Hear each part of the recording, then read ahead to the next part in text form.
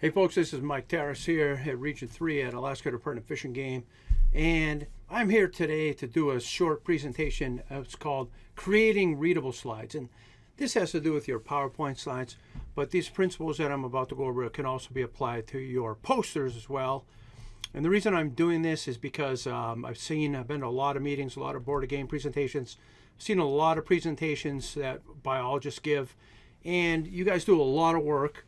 And I hate to see it when your slides are put on the screen and they're not readable, because all your work then is not understandable. And the final part of getting your word out there, everybody, is these presentations. So I'm going to try to help clean up your slides a little bit with these proven design principles. And one, I just want to state that design matters. And that statement means that the way that you make your slides really has a huge impact on the readability of them. It's not design, it is not about decoration or about ornamentation. When we say the term design, that's not what it's about. Design is about making communication easy and clear for the viewer, so they can focus on your information and not on this mess of information that you have in front of them sometimes. So you might say, Mike, you're full of crap. And the truth is that I am, because design is about a bunch of crap. And when I say crap, I mean contrast, repetition, alignment, and proximity. And those are the things I'm going to focus on right here. Contrast. I'm going to start with this, and I'm going to leave this sit here for just 1 second, maybe 5 seconds. And that alone is a powerful statement about contrast, because when you read this, the contrast that guides you and guides your eye to what you're going to read first, what you're going to read next, and how you're going to, the whole flow of that poster. So, and part of that is because of the contrast within this poster.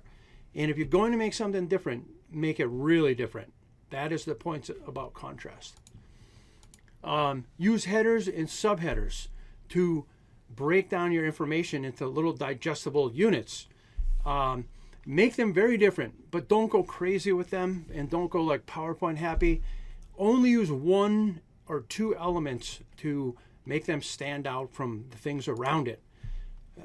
Things like this, where people put highlights and shading and colors and underlining, that's too much and it hurts the brain. Don't do that. Just use 1 or 2 elements. Repetition. This doesn't mean repeat yourself. This actually means repeat similar elements throughout your presentation to give it with consistency. If you use 1 element for a text box or an image, for example, use that throughout your presentation. So if I have this box, later I'm going to have this box here. So that gives the presentation visual consistency. So the next thing is alignment. And alignment just means to align all of your elements on your slide. Like if you have either vertically or horizontally, you have headers, text box, graphs, images, and captions. So if I have this chart right here, notice that I have an alignment of this vertical alignment here. So the alignment with the header, with the text box, and with the chart. So it's all kind of left justified on there, and it's all clear and simple visually seen. Alignment can also be horizontal as well. Don't just throw things randomly on a slide, because it is difficult to follow and read these things.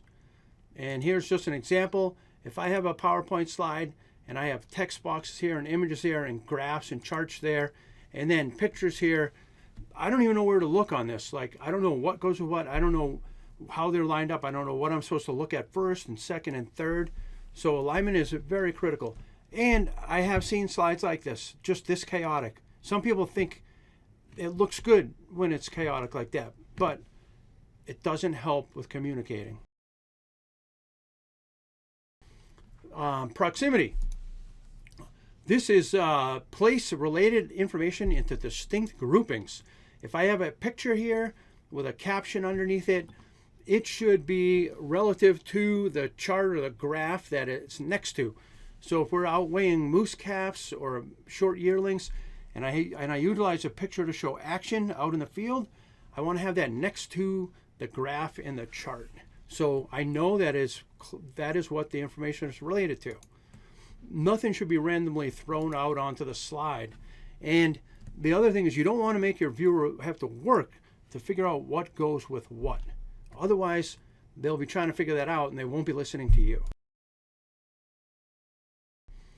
White space.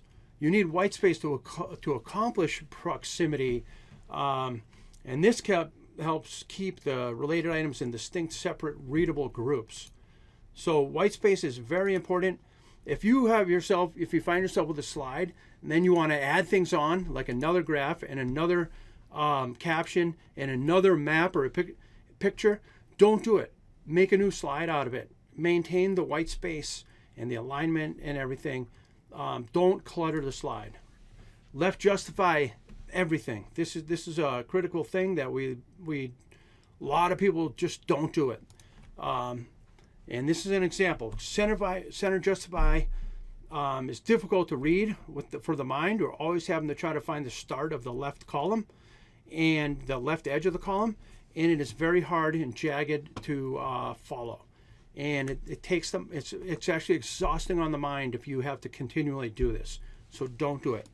If you left justify something, look at how easy it is to read this, and it feels good on the brain, and I don't have to do any work to find what I'm supposed to be reading. Less is more. Don't fill the slide with too much information. The mind cannot read everything on a slide and listen at the same time. So don't waste your effort, all your effort, by sabotaging your slide design. Animate the bullets and graphs. So don't put all the information up at once, because as I just said, they're gonna try to read it if you do that. Feed it to the audience one forkful at a time. If you try to put it up all at once and then talk your way down it, people are going to get lost. They're going to be reading ahead of you, they're going to be reading behind you, and they're not going to be listening to you. And that is the end of what I have. There's a lot more, but let's keep it simple and end it there. Thank you.